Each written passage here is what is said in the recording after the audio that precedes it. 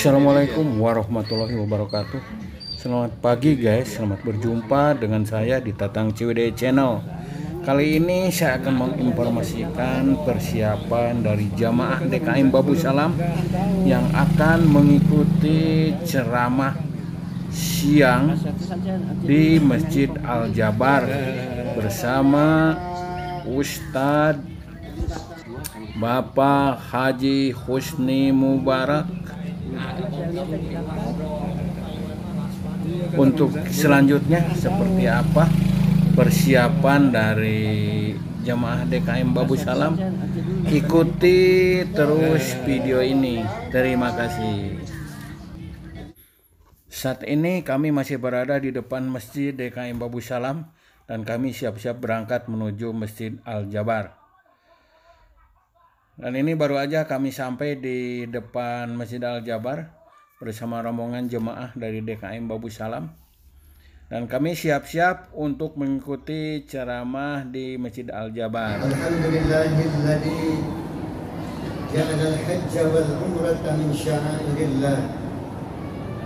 Wa man yu'azzim sya'airillah fa innaha min taqwal qulub. أشهد أن لا إله إلا الله وحده لا شريك له وأشهد أن محمدا عبده ورسوله الذي لا نبي بعده اللهم صل وسلم على سيدنا محمد وعلى آله وصحبه ومن تبعهم بإحسان إلى يوم القيامة أما بعد فيا أيها الحاضرون معاشر المسلمين وزمرة المؤمنين jamaah salat zuhur Masjid Raya Al Jabar pada suasana seperti ini di tempat ini, paling tidak yang sedang kita rasakan dalam sanubari kita adalah rasa takjub, atau lebih baik lagi rasa khusyuk. Oleh karena ada beberapa alasan. Yang pertama, kita takjub dan khusyuk di sini karena kita sedang berada di Masjid Raya Al Jabar, masjid kebanggaan umat Islam Jawa Barat, bahkan umat Islam Indonesia. Oleh karena Masjid Al Jabar ini luar biasa. Paling tidak dari sisi arsitekturnya, boleh kita simpulkan ini adalah masjid yang sangat indah, mewah, megah, kokoh, bahkan perkasa. Yang itu kemudian membuat alasan yang kedua, kenapa kita merasa takjub, bahkan ini justru lebih penting, yaitu bagaimana kita mampu memaknai penamaan masjid ini dengan nama Al Jabar. Tentu kita umat Islam telah mafhum Al Jabar adalah salah satu dari Asmaul Husna, nama-nama baik yang disematkan kepada zat dan sifat Allah Subhanahu wa ta'ala Rabbul Izzati, yang kemudian di dalam Al-Quran Surat Al-Hasyr ayat 23 Allah sendiri yang menegaskan, Wallahul ladzi la ilaha illahu. Dialah Allah yang tiada Tuhan melainkan Dia. Al-Malikul Quddusus Salamul Mu'minul Muhaiminul Azizul Jabbarul Mutakabbir. Dialah Allah yang Maha Raja, Maha Suci, Maha Pemelihara, Maha Pemberi Aman, Maha Gagah dan Perkasa. Subhanallah amma yusyrikun. Maha suci Allah dibanding apapun yang mempersekutukan Allah. Maka kemudian penegasan makna Al-Jabbar ini juga dilanjutkan oleh sabda Nabi Sallallahu Alaihi Wasallam dalam salah satu hadisnya yang diriwayatkan di kitab Imam Bukhari. Beliau mengilustrasikan. Kata Al-Jabbar adalah tangan-tangan Allah yang perkasa dan menggambarkan betapa nanti pada hari kiamat tangan-tangan Allah yang sangat perkasa akan dengan mudah membolak-balikan seluruh isi semesta ini, seperti kita ketika membolak-balikan adonan kue. Itulah Al-Jabbar, kata Nabi SAW. Karena itu hadirin hadirat yang berbahagia, apabila kita telah memiliki satu sikap tauhid tentang pentingnya memaknai kekuasaan dari sifat-sifat Allah Subhanahu wa taala, maka yang lahir dan muncul dan terwujud dalam diri kita sekalian adalah satu sikap di mana tujuan hidup kita adalah mencapai puncak. Ilahi anta maksudi, duhai Allah, engkaulah puncak tujuanku. A'tini mahabbataka wa ma'rifataka, ilahi anta maksudi, dan berikanlah ya Allah anugerah kepadaku rasa cinta kepada engkau, anugerah kepadaku rasa mengenal kepada engkau, tanpa ada satu pembanding zat apapun. Itulah yang dimaksud tauhid. Dan dengan tauhid ini pula, insya Allah kita yakin akan mendapat tiket surganya Allah. Bukan amaliyah yang lain, tetapi tiket utama kita mencapai surganya Allah dengan kelurusan tauhid yang baik, yang benar.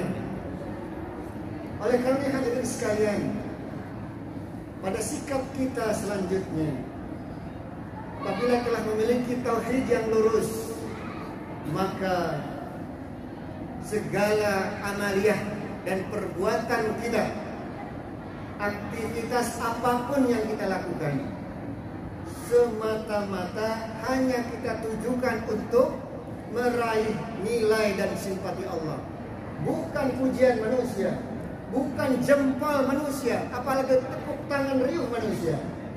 Tidak ada yang lebih penting daripada ridha Allah. Kalau kita sudah mencapai titik terbaik dalam kualitas tauhid kita sebagai seorang mukmin. Oleh karena hadirin hadirat yang dirahmati Allah Subhanahu wa taala, pada contoh amaliyah lain kita bisa petik banyak amaliyah yang menjadi panduan kita.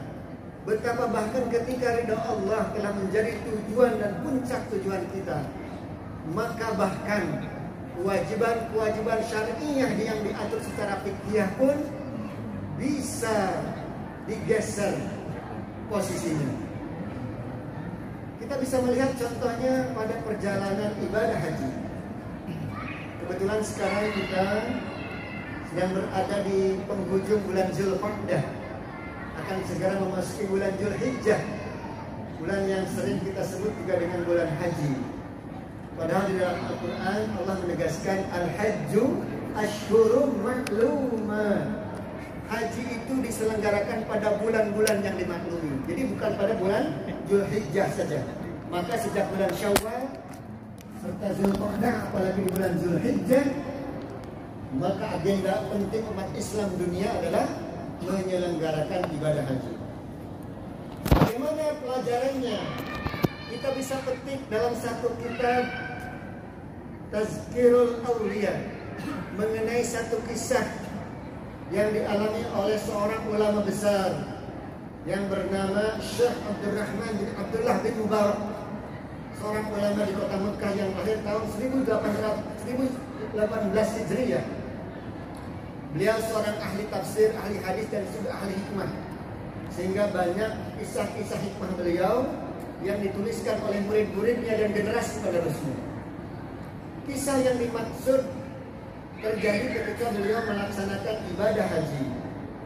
Beliau satu malam tertidur dan bermimpi. Dalam mimpi beliau ada percakapan dua orang malaikat yang bercakap-cakap tentang pelaksanaan ibadah haji. Yang satu bertanya, akan, karena di Bandung, di Jawa Barat namanya akan. Kang, berapa jumlah yang datang tahun ini? Berarti berapa jumlah jamaah haji yang hadir pada tahun tersebut? Yang ditanya berarti malaikat yang lebih senior, karena lebih tahu jumlahnya dan tahu lebih banyak dari malaikat yang pertama. Dijawab oleh yang kedua, jumlah yang hadir adalah 700.000 orang.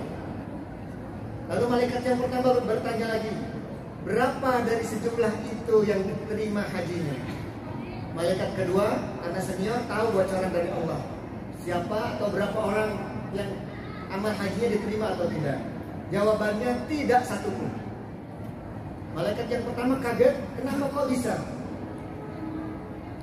Bisa karena itulah kehendak Allah, kata malaikat yang kedua.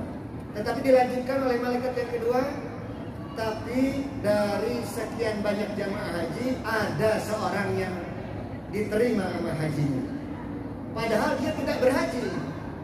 Dan kemudian bahkan karena dia diterima amal hajinya, akhirnya yang 700.000 orang yang lain juga diterima amal hajinya. Lalu terbangunlah Syekh Abdurrahman dari mimpinya, merenungi, mentakwil mimpi tersebut, dan kemudian setelah selesai melaksanakan ibadah haji, Syekh Abdurrahman tidak langsung pulang ke rumah. Beliau tinggal di kota Makkah.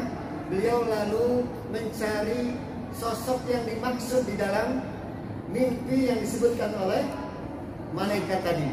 Tadi malaikat menyebutkan seorang yang tidak berhaji tapi diterima amal ibadah hajinya, bernama Ali bin Muwaffaq dari kota Damaskus tinggalnya. Lalu kemudian Syekh Abdurrahman berangkat ke kota Damaskus. Sekarang kira-kira 18 jam jarak antara Makkah dan kota Damaskus, untuk mencari seorang yang namanya Ali bin Muwaffaq.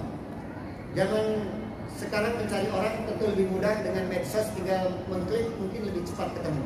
Zaman dulu untuk mencari orang hanya dengan namanya di satu kota, maka harus berkeliling satu kota.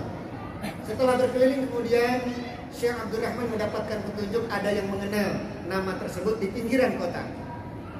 Lalu beliau menuju ke tempat tersebut dan bertemulah dengan orang yang dimaksud. Mengucapkan salam dan bertanya, apakah benar engkau yang bernama Ali bin Muwaffaq? Lalu Ali menjawab, ya betul, saya Ali bin Muwaffaq. Siapakah engkau tuan? Lalu Syekh Abdurrahman tentu menjelaskan asal nama dan asal usul dirinya, serta menceritakan apa maksud kedatangannya mencari Ali bin Muwaffaq. Lalu kemudian setelah diceritakan, Syekh Abdurrahman bertanya kepada Ali, aku penasaran kepadamu. Dalam mimpiku tadi, yang diceritakan tadi maksudnya, engkau adalah seorang yang mendapatkan pahala haji mabrur, padahal engkau tidak berangkat haji. Apa yang engkau lakukan selama hidupmu? Ali bin Muwaffaq adalah seorang yang soleh. Seorang yang soleh ketika ditanya apa kabarmu hari ini, sama seperti pelajaran yang bisa kita ambil dari kebiasaan Imam Asy-Syafi'i. Beliau ketika ditanya apa kabarmu hari ini, selalu menjawab, kabarku baik-baik saja, meskipun umurku terus berkurang, sementara dosaku terus bertambah. Itu Imam Asy-Syafi'i. Begitupun ketika Ali bin Muwaffaq ditanya, apa amaliyah istimewamu sehingga amalmu diterima Allah Subhanahu wa taala? Beliau tidak langsung menjawab seperti ini seperti itu, karena beliau bingung. Aku tidak melakukan apapun ya Syekh. Kalau begitu ceritakanlah apa yang terjadi padamu pada tahun ini sebelum haji. Barulah ia ingat, Ali bin Muwaffaq ingat bahwa ada satu kejadian sebelum pelaksanaan ibadah haji tahun itu. Beliau menceritakan, yaitu beliau adalah seorang tukang sol sepatu, tentu dengan pendapatan yang tidak tentu dan tidak banyak setiap harinya. Beliau kemudian menceritakan bahkan sejak kecil ketika mendengar lafaz talbiyah dikumandangkan oleh para jemaah haji, dia menangis dan kemudian bermunajat kepada Allah. Ya Allah, aku ingin sampai ke Baitullah, aku ingin berhaji ke rumahmu, izinkan aku, mudahkan langkahku.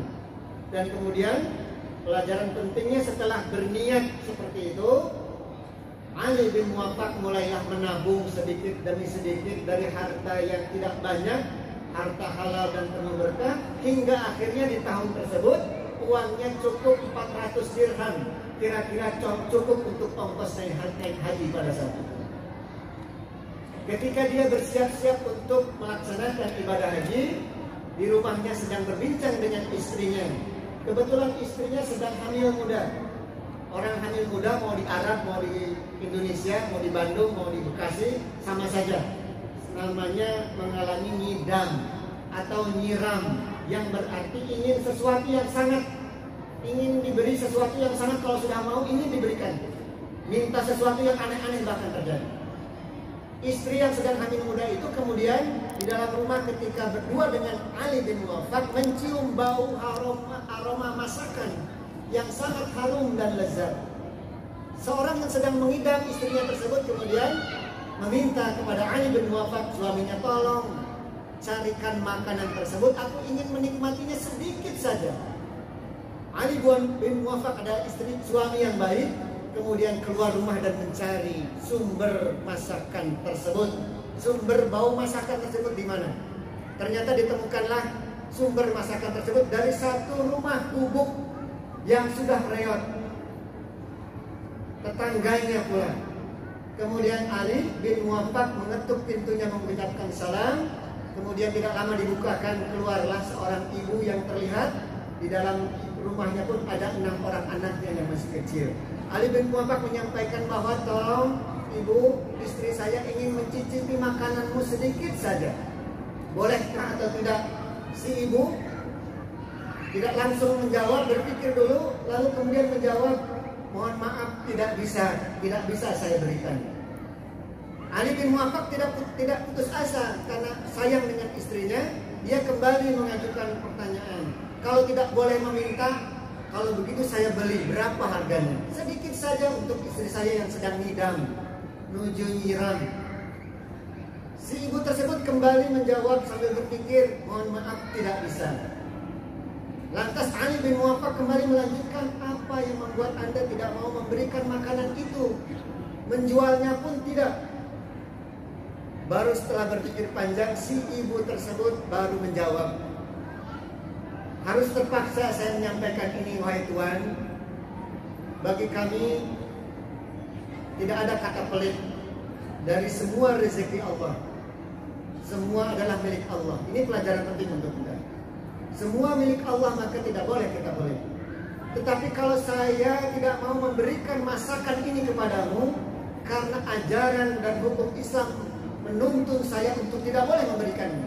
Kok tidak boleh memberikan? Kenapa? Bagi kami masakan ini halal, Tuan. Tapi bagi engkau makanan ini haram. Kok bisa haram? Ketahuilah, Tuan, saya dengan seluruh anak-anak saya sudah 3 hari tidak ketemu makan. Kami kelaparan. Baru tadi siang kami melihat ada bangkai keledai di pinggir jalan. Kami ambil sebagian bangkainya lalu kami masak. Inilah masakannya. Itu bagi kami halal, bagi engkau haram. Maka bagaimana saya harus memberinya kepadamu, apalagi menjualnya. Ini juga pelajaran penting untuk kita. Barang yang harus kita berikan, barang yang harus kita jual belikan juga harus barang yang halal, bukan barang yang lain. Pelajaran penting luar biasa untuk kita sekalian. Terperanjatlah Ali bin Muwaffaq mendengar jawaban itu. Air matanya hampir deras turun. Kemudian dia meminta izin untuk kembali ke rumah menghampiri istrinya, menyampaikan bahwa istriku, mohon maaf, engkau harus bersabar. Tidak semua yang kita inginkan bisa kita miliki. Ini juga pelajaran penting. Tidak semua yang kita inginkan bisa kita miliki. Apalagi kalau ada larangan-larangan agama untuk tidak boleh kita miliki. Diceritakanlah kemudian percakapan dengan si ibu tetangga tersebut. Dan karena istrinya walaupun ngidam tapi adalah istri yang solehah, sama seperti suaminya, ia pun kemudian bersabar dan mengiyakan, oh iya suamiku, aku bersabar. Bahkan ketika Ali bin Muwaffaq melanjutkan pernyataannya kepada istrinya, bahkan istriku, uang ongkos naik haji yang akan kita laksanakan besok hari, mohon izinmu, mohon persetujuanmu, kita berikan saja kepada ibu dan seluruh anak-anaknya tersebut. Istrinya langsung setuju. Maka kemudian keduanya beranjak ke rumah si ibu di Gubuk Riyadh yang tadi, memberikan seluruh uang hasil tabungan bertahun-tahun Ali bin Muwaffaq. Pada saat memberikan uang tersebut, Ali bin Muwaffaq bertransaksi kepada Allah.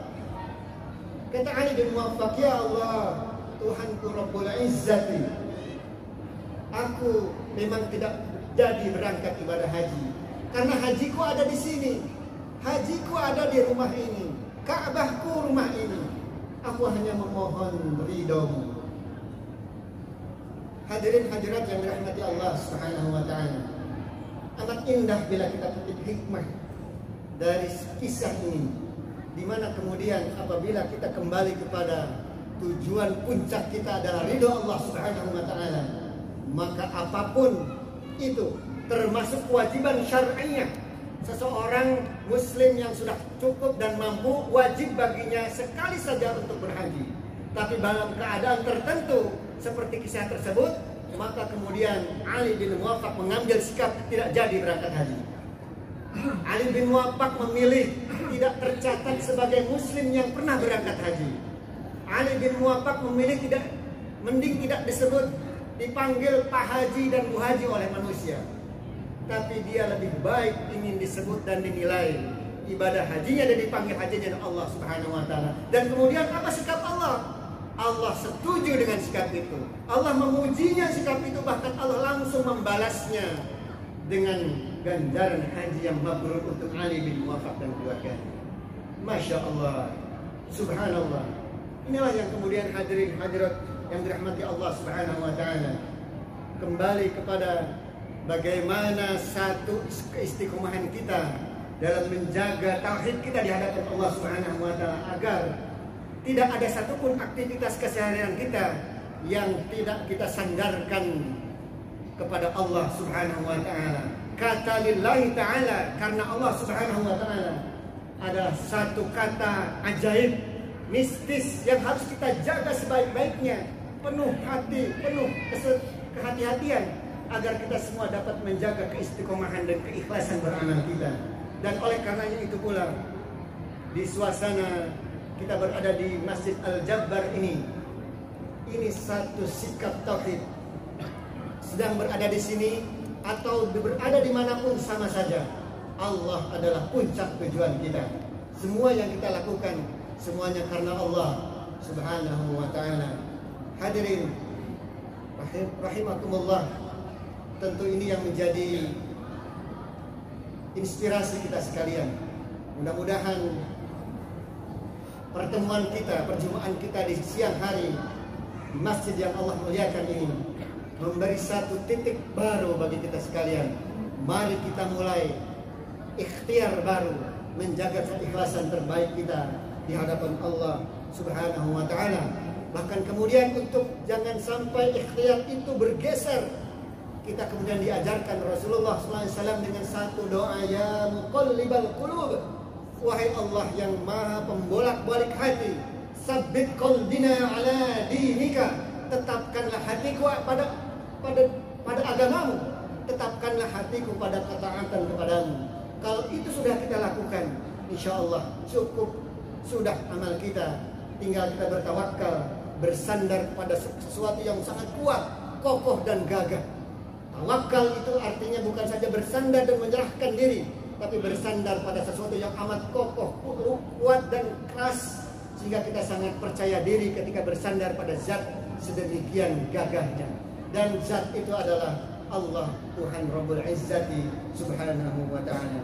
Hadirin hadirat jamaah sholat zuhur yang dirahmati Allah Subhanahu wa ta'ala, tentu demikian hal-hal yang dapat disampaikan, karena ini adalah tausiah di masa zuhur.